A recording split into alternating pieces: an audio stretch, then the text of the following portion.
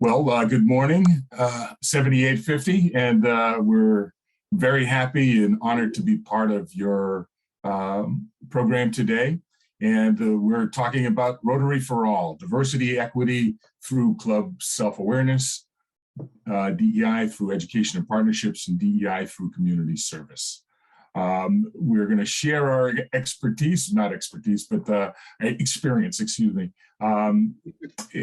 what we've been working on in our district. Certainly, you're in for a treat because we've got three speakers that have really great Rotarian experience, professional and community experience, and really been leaders. They're the best of the best in our district with regard to DEI, moving things forward. And we wanted to share some of our experience with you. As we feel in 7950, this is a journey. It is not a destination. It is continuous quality improvement, and we continue to learn more and more, and we want to engage. So we're just thrilled to be here, and hopefully our time together will be spent in an exchange, because we want to learn from you as perhaps you want to learn from us. So just a little background where 7950 is. This is our little catchment area: Rhode Island, southern Massachusetts, southeastern Massachusetts, Cape and Islands. Our governor, who has been a real champion for advancing DEI efforts, is William Billy Roberts, and Joe Small is our district DEI chair. Unfortunately, both are out of town this weekend at different conferences, so they weren't able to join us today, but we're happy to be here with you. So I just want to confirm, how much time do we have? Do we go right to the 10:30 hour, or do we have a short? Is it shorter? I believe that we have the full time until 10:30. Okay, very good. So without further ado, I'd like to introduce Rufus Jones, who will be sharing some of his experience of DEI through club awareness. Rufus? Good morning, everyone. Well, great. The word cloud there. We began this journey, and I say journey because we're definitely not there. We're not experts, but we began this journey with the challenge that the district governor created for us to look at diversity, look at our club activity, look at our club engagement through the lens of DEI. And Yarmouth is on the Cape. People consider it a vacation destination, a retirement destination. So there are a lot of folks who have been on the Cape for a considerable amount of time that we want to kind of dig deep and find out a little bit more about our club, and so peel back the various layers. So in everything that we do, we always go back to the four-way test. So in this case, we picked one of the precepts: is it fair to all concerned? And one of the great quotes from Dr. King is that an individual has not started living until he can rise above the narrow confines of his individualistic concerns to the broader concern of all humanity. So if we look at that quote and we look at the premise of what diversity, equity, and inclusion is, it's going beyond your comfort level. It's looking at it through a lens of others, not just what your lifestyle and your beliefs are, but engaging everyone. Next slide. So the diversity wheel basically characterizes what we call innate and lived experience. And inside of the wheel are those innate. In other words, you're born with this. Gender, whether you have any physical disabilities or abilities, your age, your sexual orientation, identity, ethnicity, race, that is a given. But on the outside wheel, okay, are all the lived experiences, whether it's your education, your marital status, whether you were in the military, where you've lived over time, your life's time, your work background, all of that is part of your makeup.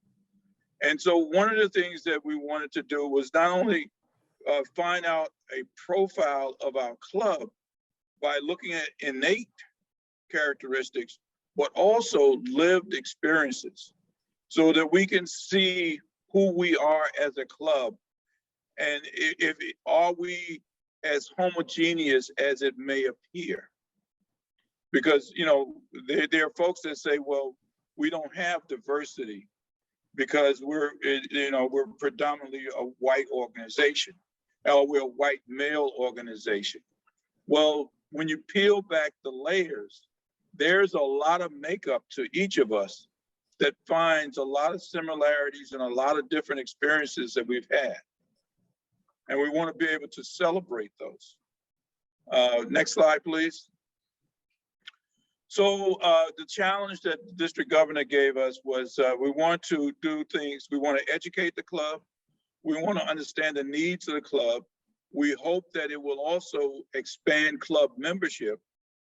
We want to see if we can make membership more affordable, because a lot of perceptions is that Rotary is a rich person's club because of our philanthropy. And also we want to make meetings more accessible. Our club meeting is at 7 o'clock on Friday mornings. There are some people who we want to attract that's not a good hour because they're still working, they got their kids off to school and so forth.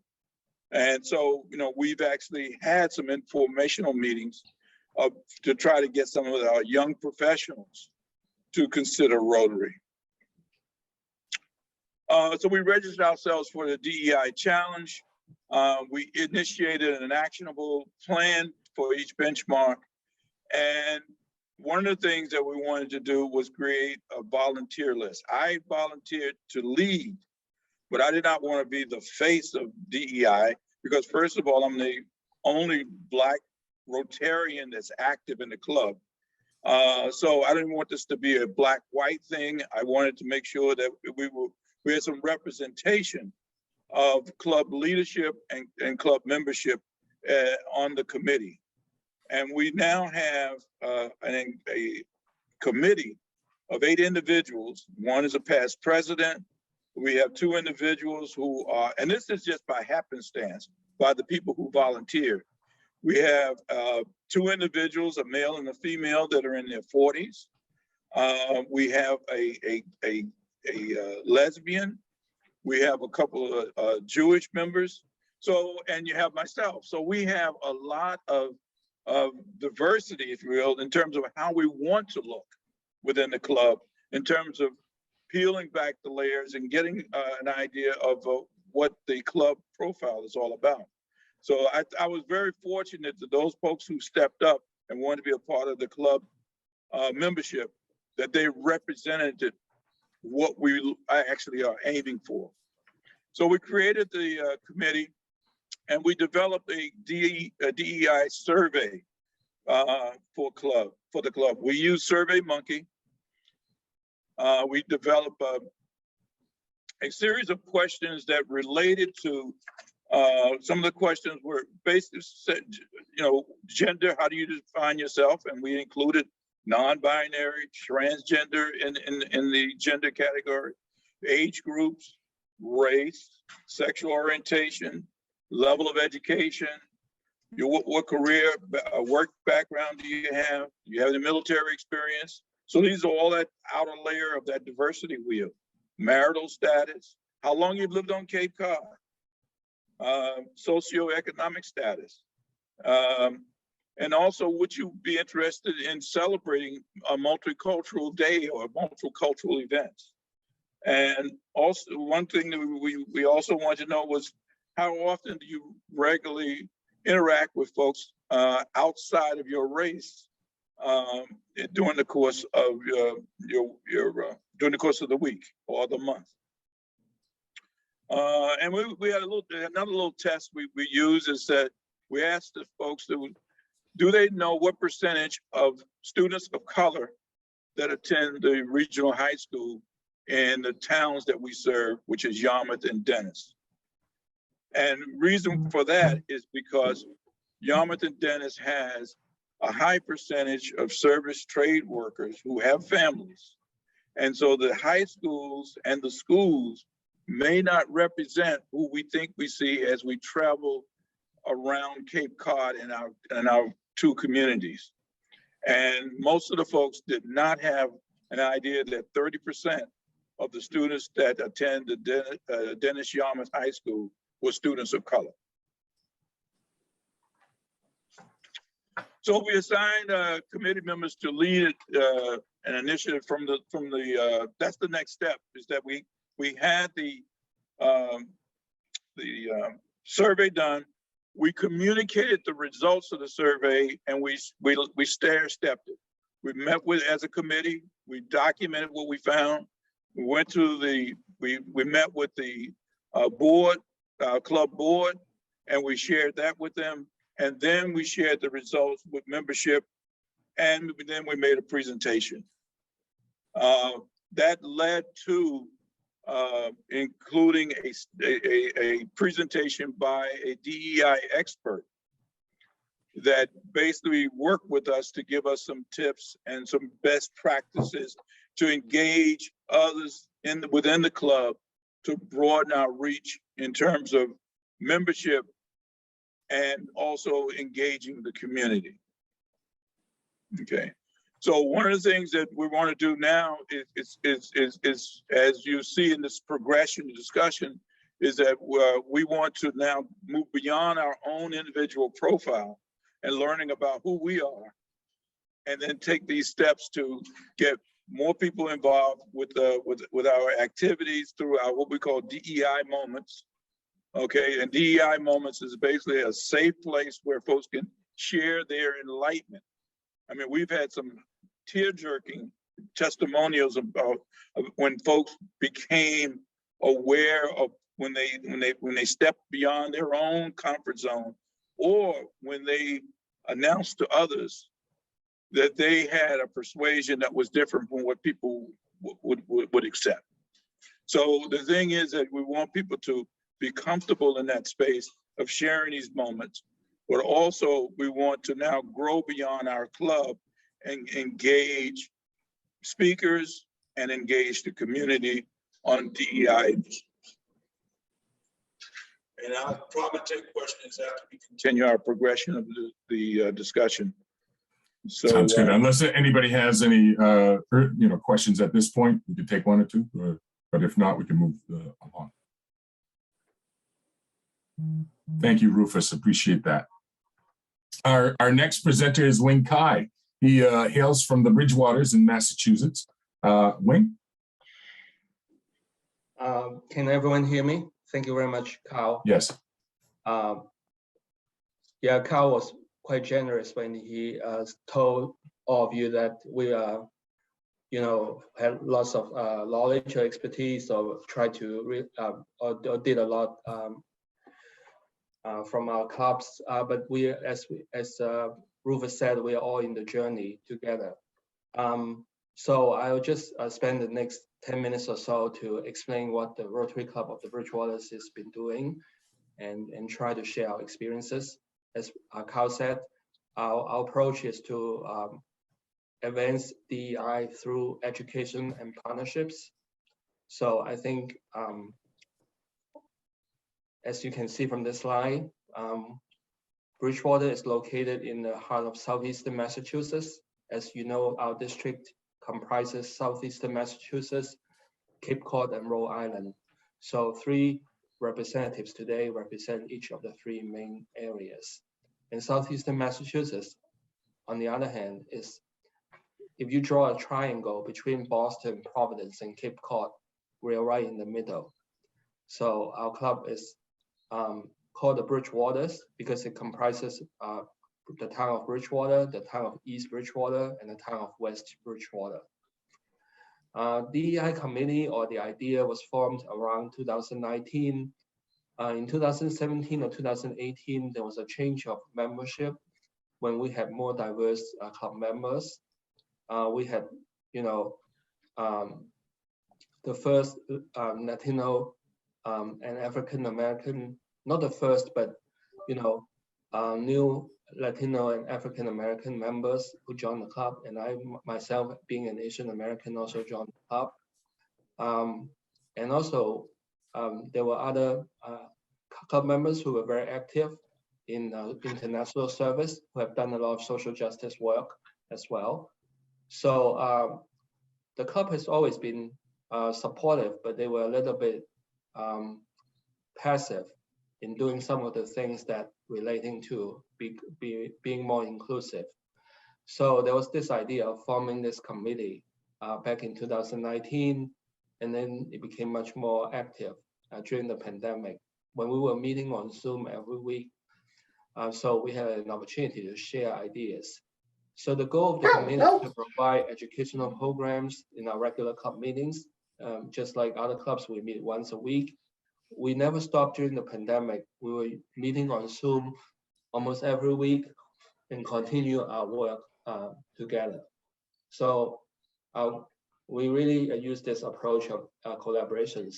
So this is an early photo of Zoom when we were just locked down during the early months of the pandemic. You can see that there's a very small club. One of the good or bad things if you see from a small club is that when we have 20 people in a meeting instead of 80 people, then you can see everyone on the screen, the first screen. So you can actually more inclusive, and everyone turns their camera on and very engaged. So it doesn't really change too much about what we did from before the pandemic when we were meeting in person. There was always like people sitting in different tables, and there was a podium and people come up to speak. And I didn't see too much difference between the formats. So the key of what we do is that we also had a survey like the Yarmouth Club, but our survey was much, not as detailed as Rufus said in their clubs.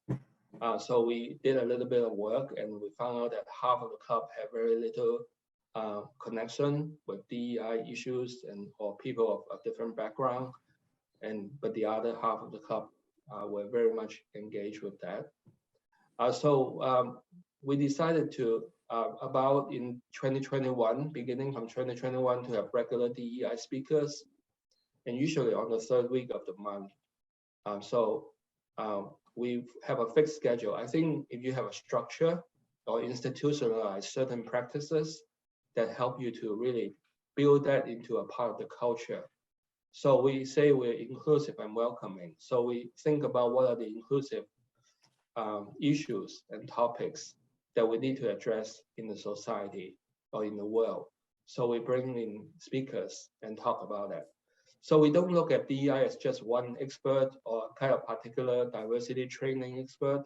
We look at this as a range of people who could offer their experiences to all of us. So it sounds like it's not, and also diversity topics is everyone can contribute to it. As Rufus said, there's the diversity wheel, and it's based on your personal experiences.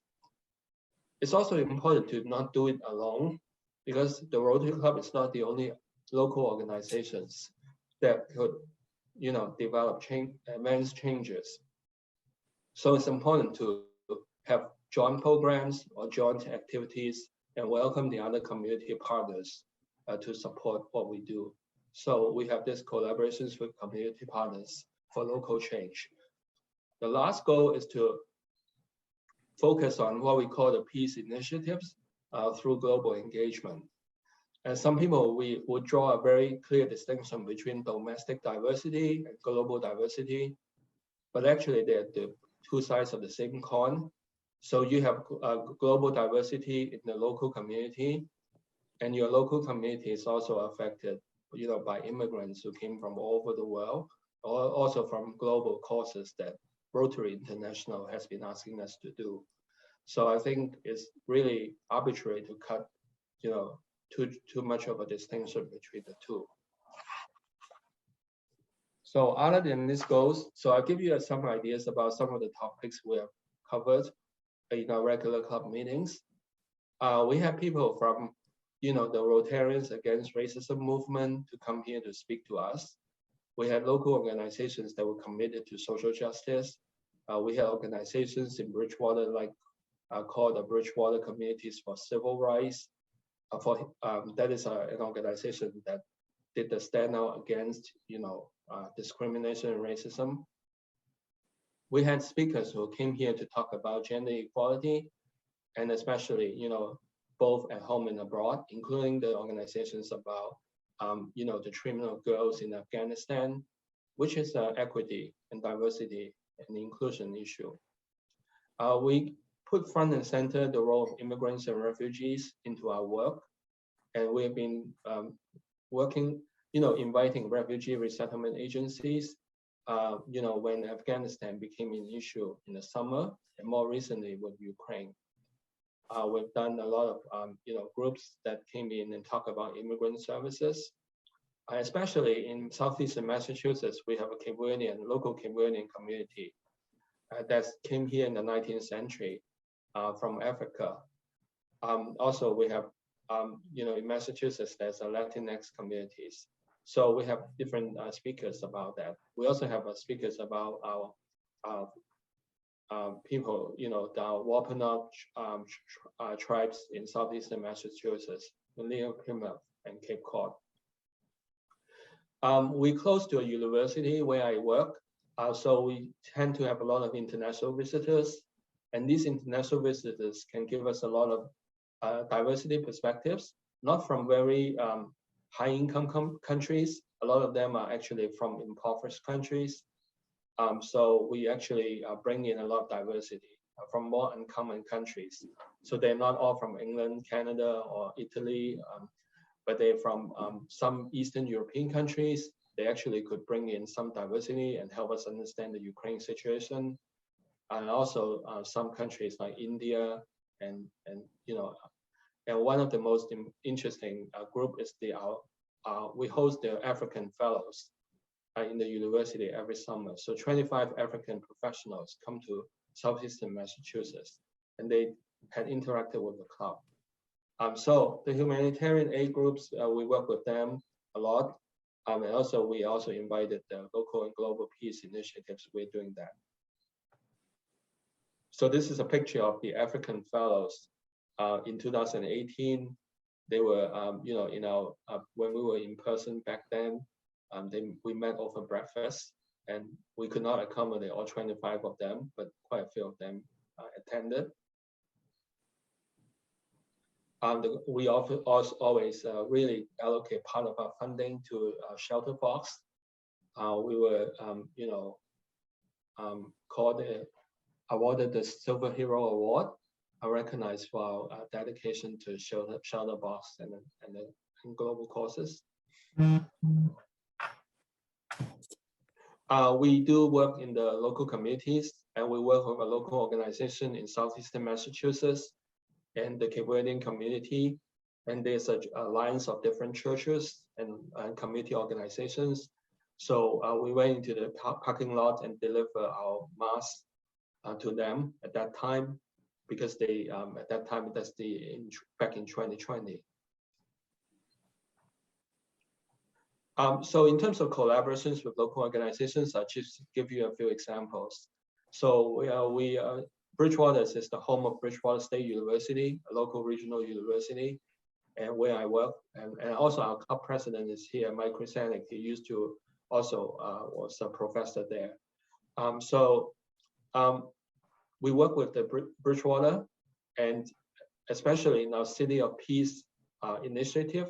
We want Bridgewater to apply to become a city of peace, because we have a tradition of Bridgewater that really focus on peace building, and the Rotary Peace Fellowships program was advertised to us, and we have people coming from that fellowship program to speak to us. So we partner with these organizations to form the City of Peace Committee with the Institutes for Global Engagement, Institute of Social Justice, the Bridgewater Interfaith Alliance, Committees for Civil Rights, Diversity and Inclusion for Community Engagement, together with the Rotary Club. We also apply for global grants and vocational projects. We're going to have a group of vocational educators from South Africa who will come here to discuss issues about equity and diversity for education. And finally, we have done a presentation for our district 7950 on our peace initiative. which is a larger part of inclusion. Actually, the history of Peace Pole is that we had a Peace Pole a long time ago, and right outside our first parish of the Universalist Church, right on campus in Bridgewater. At the end of September each year, we have the Peace Week. We started Peace Week, and also we had the Peace Vigil. And that's one of the pictures about the Peace Pole. What Bridgewater is doing is that to have the message of peace across the city and the town. So we are applying to have the town library to have another Peace Pole, and ask East Bridgewater and West Bridgewater to have other Peace Poles as well. And this is going to be the last slide. And this is when we presented in the district, a month ago about the peace initiatives. And when there's so many things going on, in Afghanistan, Ukraine, and other things happening abroad, the Peace Committee has been very, very active recently. So thank you, Carl. I thought that the photos would give you a clear idea of some of the things we did. Thank you so much. I appreciate your presentation. Any questions at this point for Wing-Kai, or we'll hold off until the end? Fine. Nancy is our next speaker, and she is our Rhode Island representative, and comes with a wealth of experience in a variety of different venues. And she is going to be sharing community service, DEI through community service. Nancy? Thank you, Carl. Our club serves the area of Southern Rhode Island, the towns of South Kingstown and Narragansett. This has traditionally been a rural area with farming and fishing as the main industries, plus some tourism. We have a lot of the Rhode Island state beaches in our towns and the University of Rhode Island. So that's been the traditional basis for this area. But over the past 30 years, there have been more year-round residents as opposed to summer residents, retirees, and also people moving here to commute to other parts of the state. So it's on more of a suburban characteristic. Our DEI impetus is that we had a new member move to this community. She has 2 biracial grandchildren, and we saw her, she saw the area through a different lens, which is how welcoming was this community to her family. So it started us thinking more about how we can do outreach. And I want to explain 3 of the initiatives that we're taking this year. So the main one, a huge one, is an expo that we're having in September. We're calling it All-Inclusive South County, and the theme is inclusion. So we're taking a broad view of diversity here: race and ethnicity, sexual orientation, gender, income, physical status, intellectual disability, religion, age, etc.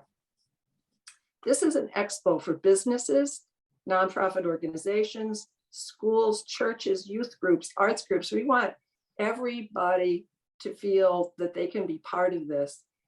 We're asking them to take a table and explain, show in the expo sense what they do. So we're hoping that they'll be able to gain clients, gain employees, and generally make themselves known to the community. Our keynote performer, you see here, is a hip hop as well as jazz, classical, and pop violinist named Big Lux. We found him on TV. He was on one of the national morning shows playing to the whales at the Mystic Aquarium. So he has a lot of talents. And if you want to see his videos, he's amazing. Big Lux, L-U-X. So we're happy. He's a Westerly native, lives just a few miles from us. And so we're having Big Lux and also many other performers. We're having games and so on, as well as the expo. So I think it's going to be very interesting. So the next slide is our Children's Festival, which is coming right up in May. It's open to all. We're hoping to do outreach for the club. This is a fundraiser, and we are also using it for outreach for membership and for awareness of Rotary. We invited the Narragansett tribe. They're going to do storytelling. Our area has a remnant of the Narragansetts, those who were not killed in the Great Swamp Massacre back 150, 200 years ago.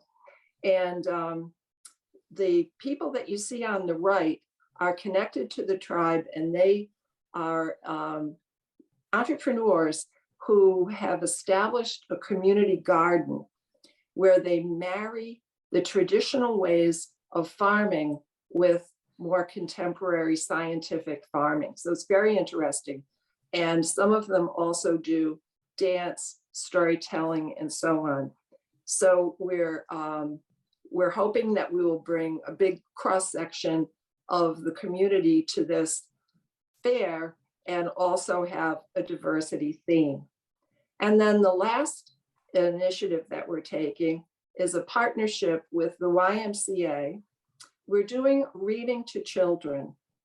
The book that we've chosen is part of the Read Across Rhode Island effort.